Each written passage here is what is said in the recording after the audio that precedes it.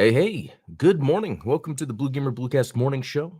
I'm your host, Adam Blue. Every morning, Monday through Friday, 8 a.m. Central, I will talk video game news coming from a 30-plus year veteran in playing video games.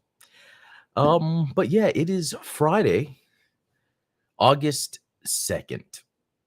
We're in August. We're at the weekend. Can't wait. Morning, Ultronymous. Good to see you. Yeah, because when it comes to the weekend, sometimes that gives me more time to play some games, experiment more with some games. Yeah. To start off, I want to show up something pretty cool.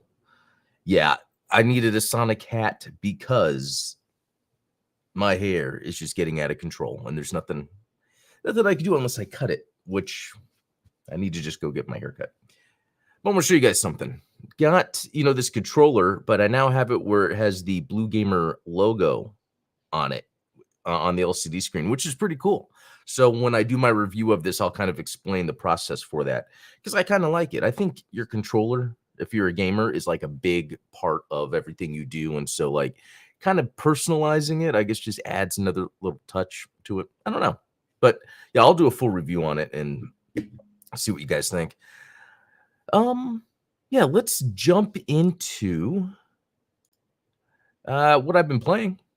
So I've clocked in 9 hours and 39 minutes in SNK vs. Capcom SVC Chaos. I just cannot believe how addicted I am to this game. Sup, Jim Killex?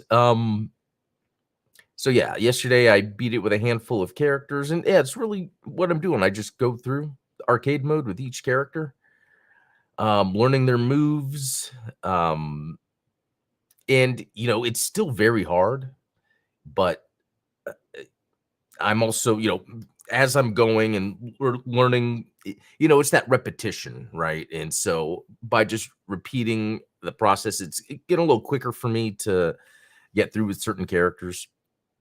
It is hard though, that's for sure. And then yeah, I'm playing more Metal Slug Awakening. Again, like it is such a fun game, but it is bogged down by, and it's not even. It's interesting. It's not like I'm ever coming across a situation where I need to spend money. What it's doing, and maybe this is how it's getting people to spend money, is there's so many systems built in to the, now that I've kind of gotten to a certain point where it opens this like open world style thing, there are so many systems of like, go in here, claim these things, do this over here, claim these things, and I can spend 10 minutes going through, not 10, it feels like it, doing all of that instead of playing the game, because it's like I have to min-max all my stuff to then have enough power to then continue, and then I'll get to a point where it's like, okay, I have to go through and do all this again. Now, I don't have to spend money to do this. It is kind of annoying. Luckily, the graphics are good and the music's good, but I can see where someone is so bogged down by all of the resource systems and how everything works that they might not realize that they could max something this way. So then they'll just spend money to get what they need at that moment. I'm wondering if that's the psychology behind it. I don't know, because I've not gotten a situation at all where it seemed like I needed to spend money. There's always something you can do. But it's just neat because it still plays like Metal Slug. So it's crazy because it reminds me of the excuse me, the Castlevania Grimoire of Souls, where it plays like a normal game. It's not like they are what do you call it?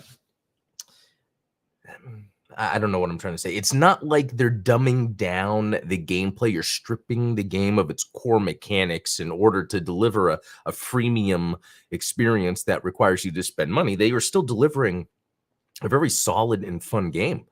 It just has all the, the menu systems.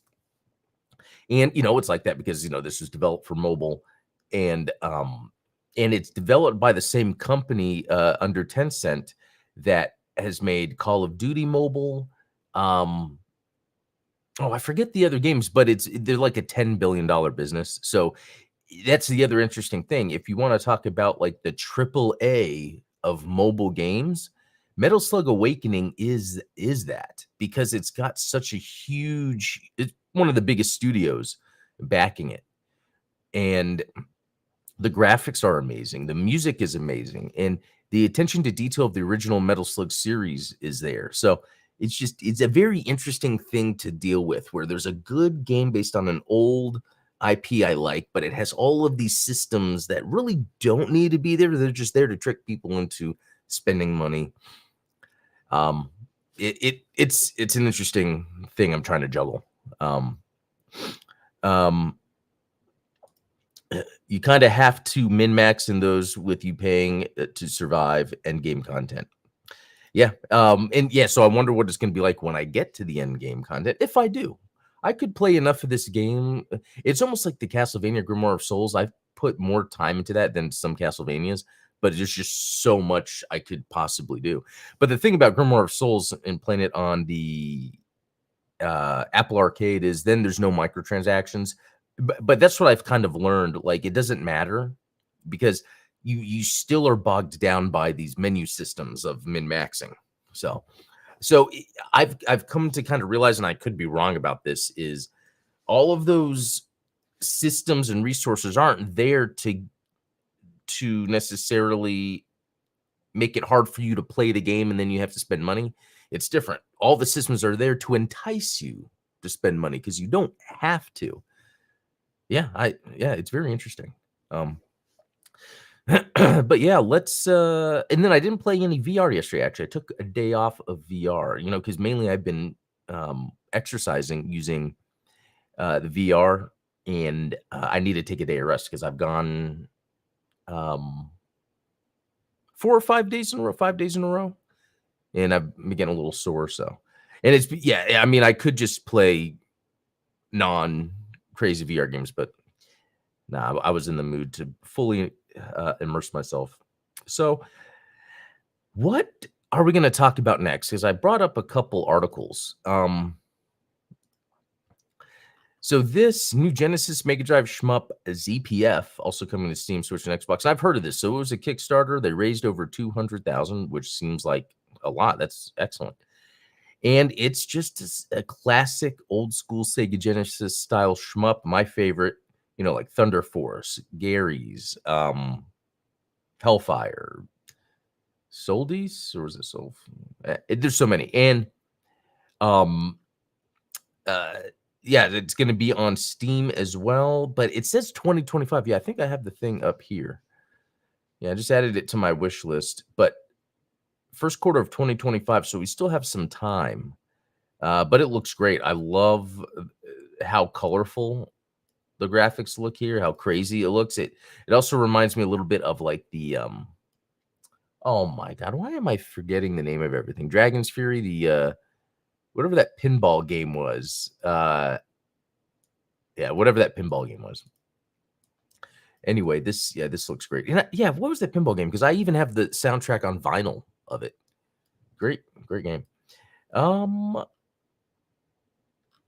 Yes, 6+ stages of full on pixel mayhem, 3 playable characters. Yeah, this is my type of thing. Can't wait. Let's see. What else did I pull up here? Oh yeah, so interesting news. I forgot. Oh, Dragon's Crush. Bam. There you go. I forgot what we talked about yesterday exactly, but like Bungie laying off a whole lot because it's so insane. I think it was over 200. It was 17% of their workforce. Yeah, 220 people, 17% of its workforce.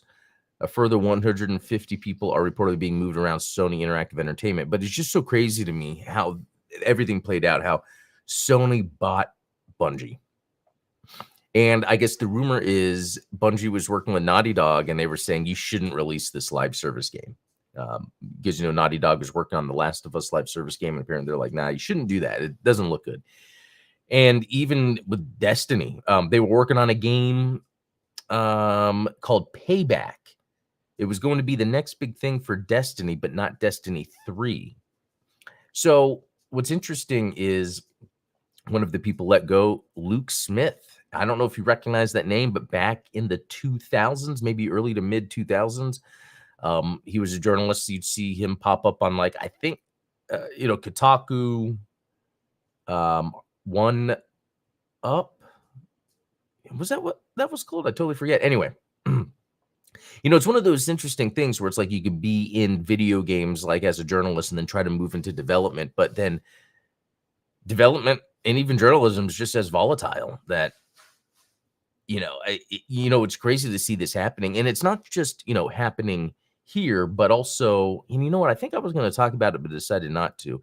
It's also happening where you see like the strike that's going on right now for performers of video game voice acting or motion capture. They don't like that the AI use. There could be some unregulated AI use, and it's just very interesting all the stuff that's happening, and like when it comes to having a living, a job, what you like to do. It's like just from my path, like I did private security, kind of like a personal protection gig for a while, and I kind of after some time I did it for a while, and after some time I realized this isn't really me. It's just paying the bills. So then I got into digital marketing, and the thing about digital marketing is there was no regulation with posting on social media. I would work for agencies that it would just be like, yeah, just post, just come up with something. Even if everyone like kind of looked at the posts we would make, they were just fine with it. It was like the lowest of the just whatever you can post to post on social media, and that was grating on me, and I hated it. And I had to get out of that. A lot of what I did in digital marketing was working for smaller companies. These agencies are usually these smaller companies. And I worked for a big one, and that one was like super boring as opposed to the small ones, which they have you do a lot of stuff, but nothing really works. But then I was just like, you know what? I need to get out of the digital marketing industry. And then I went into IT. And so it's just weird where I don't know what's best in these situations. Do we want to preserve a certain um I don't know how to put this too, because the idea is like Warner Brothers could, for instance, create an AI model trained on your voice, but it's not like the smaller game companies can do that. So I feel like if then, don't work at Warner Brothers and work somewhere where you don't have to worry about that. And I don't know if that's good or bad advice. Should you stay there and fight? Should you just move? I mean, I've been in places where it doesn't look good, so I just move careers. I don't know, but there could be something said for kind of standing your ground for something you believe in. So, just my thoughts. I'm not too sure exactly. It's just sad to see when this stuff happens, which has been happening a lot, maybe too much. But I think we're going to keep seeing that because, oh my gosh, look at this. Intel announces layoffs of around 15,000 staff, not directly video game related, but we're just kind of seeing how this is everywhere. And yeah, well, and then, you could say, well, of course it's video game related. Things run off Intel, but a lot of things run off NVIDIA, AMD. So it's a mix of things.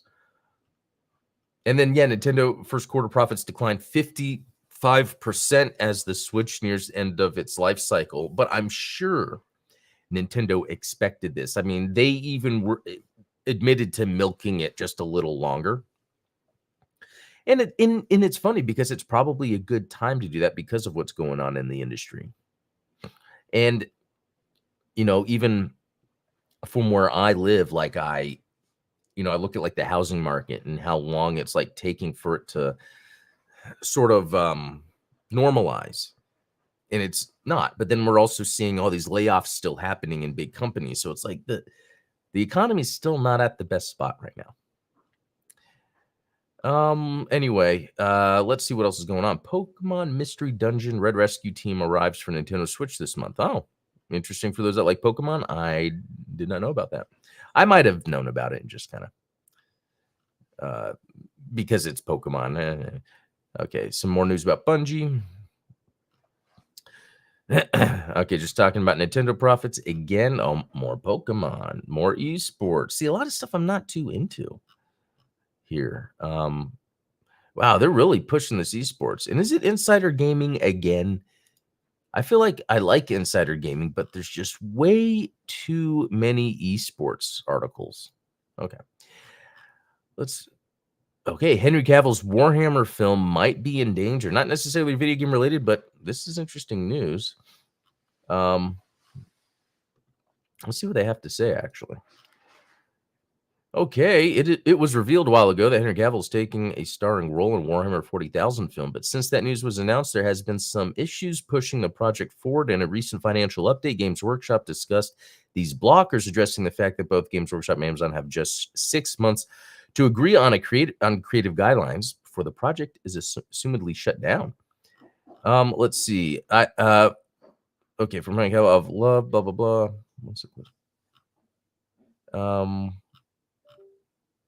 Okay, did I miss what was going on? Back in December, Games Workshop revealed a partnership with Amazon that would last 12 months, during which the two films would need to decide on. Oh, okay. So I kind of get it.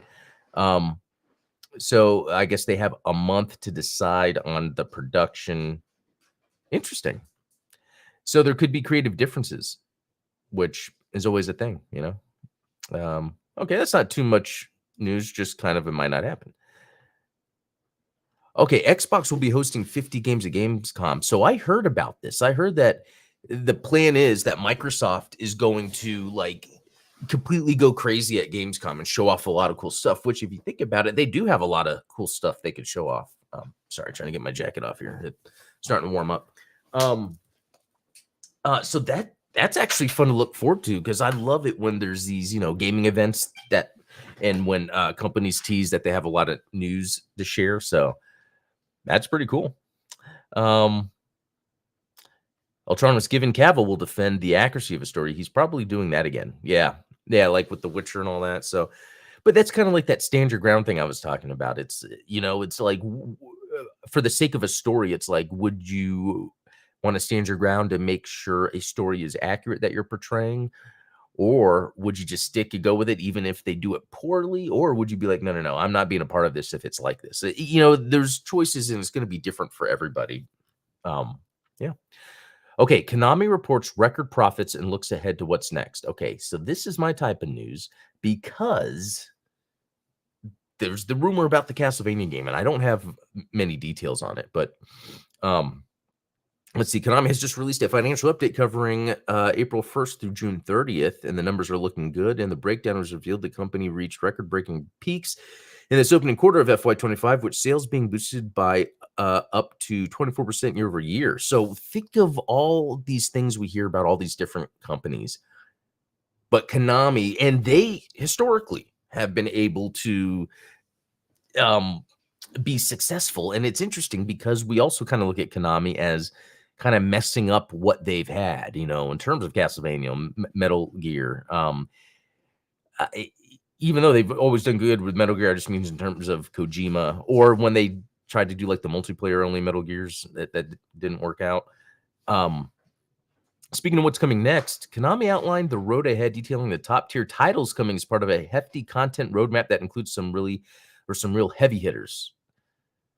Let's see. In the financial update, the firm revealed that digital sales were up 33.4% year on year, with special praise being given to eFootball 2024 as a leader in the space. The Japanese titan also confirmed that 25th anniversary. Okay, so eFootball 2024. So they have themselves their FIFA, that EA has. And 25th anniversary celebration of Yu-Gi-Oh! So it's kind of like the Pokemon that Nintendo has. Remarkably well received in the sale. So that, I know Konami or love them for Castlevania, or lesser that I've played, but I know a lot about is Metal Gear. But they're talking about games that are really making them their money, and so we got to keep that in mind. This diversification will continue to be driven by the firm going forward. In a segment of the financial update, Konami reiterated what's on the horizon, including the remake of Silent Hill 2 and the launch of an all-new title, Signy, on August 6th. Yeah, the Signy looks interesting. Like, I'm surprised they're publishing this, but the later title is a side-scrolling shooter that aims to bring the somewhat antiquated genre into the modern age, which I hope that's what happens.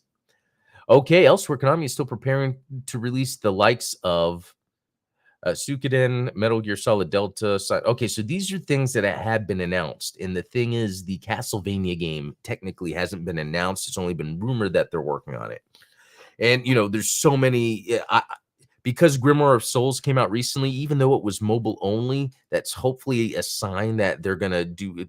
that it's going to be Japanese developed, the Castlevania, because they could go with Mercury Steam, who did, the 3D ones and also did the Metroid Dread.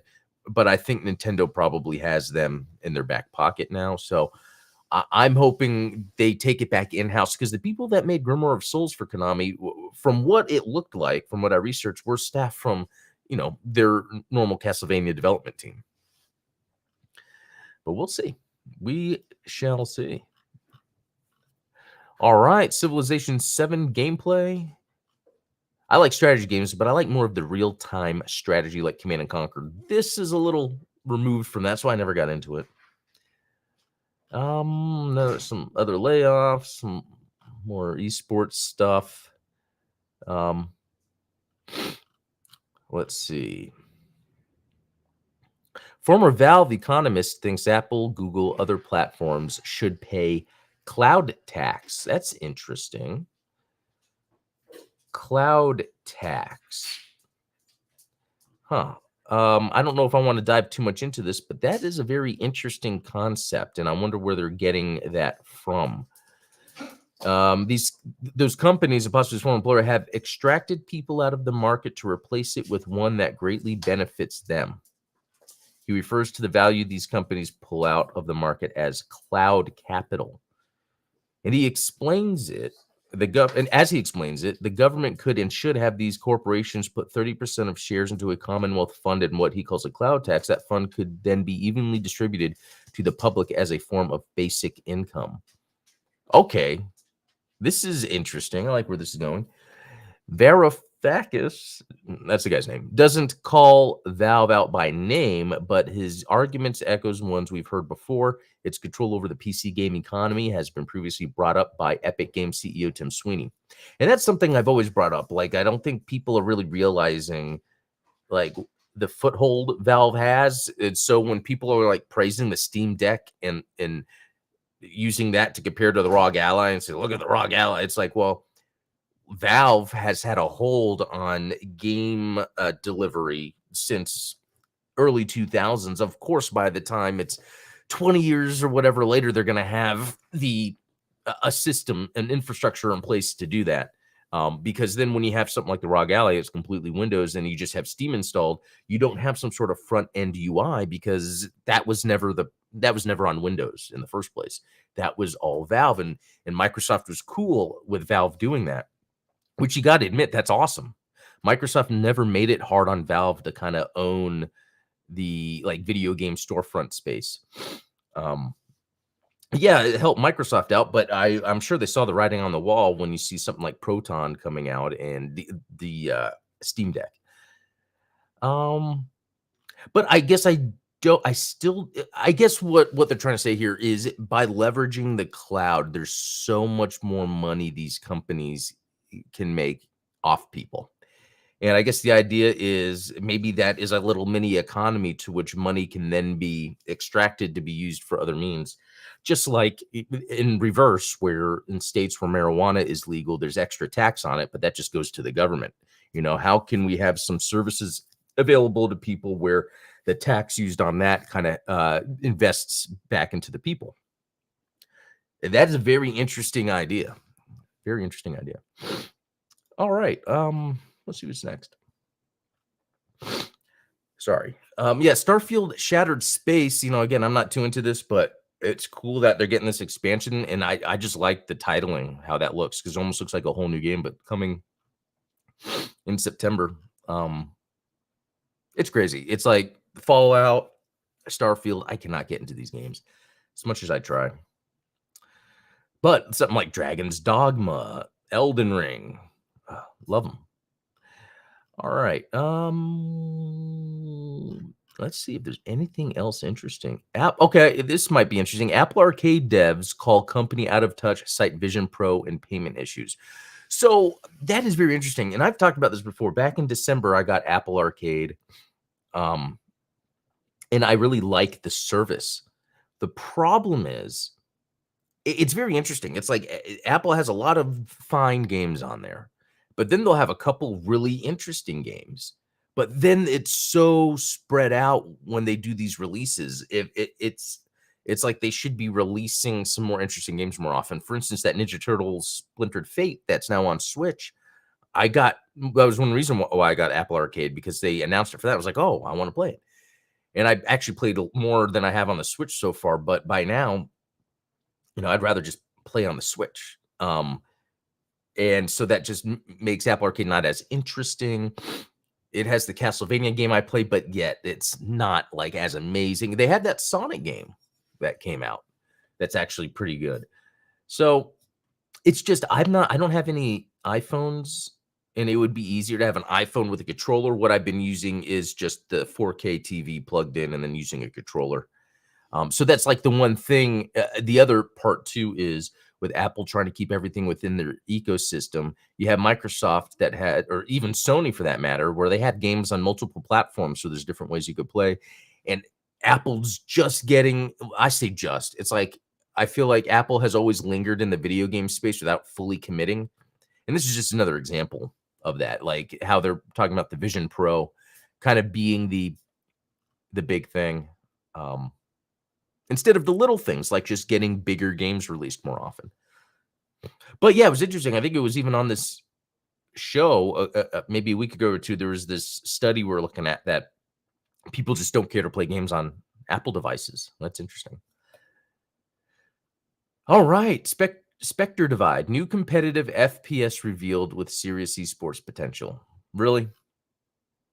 Is that even going to work anymore? Roblox reports strong as CFO steps down. Wow. I wonder why the CFO would step down. It could just be because, yeah, where it says 2018 will stay on until a replacement is selected. Okay. Yeah, might be just moving on. Roblox is cool. I got to say, I don't play it often, but my youngest does. And it is amazing what can be done. You can make games, and it's so easily. You can make games that look like they're modern games. And it was something he was making where it was like an open world where you could be any superhero, and he was just making it so far where you can run around in the city, and it was working. It was pretty neat. Oh yeah, the special edition of PS1 platformer Tomba is out today. I feel like I need to play this actually. I feel like this is let's see. Yeah, it's on PC, $19.99. That's not bad. Like in my opinion, like, yeah, it's an old game, but for $20, like when I saw SVC Chaos 20, I bought it. This 20, it's just I haven't played. I might not have even played this before. It just looks so familiar. Looks fun. Love it. I love the old school looking stuff and those graphics. Yeah, I might have to play that. We will see. Well, Jim Killick saying it's a classic. And even Autonomous saying never expected to see it come back. Yeah, I would never have thought that, and it has. So that's actually pretty neat. I think I'll try to check it out. But yeah, thanks everyone for joining. It is Friday, so I got work I got to get to, but yeah, I can't wait to see what video games I'll be getting into this weekend. Yeah, let me know in the comments what games you might be playing. Until next time, have a good weekend. See ya.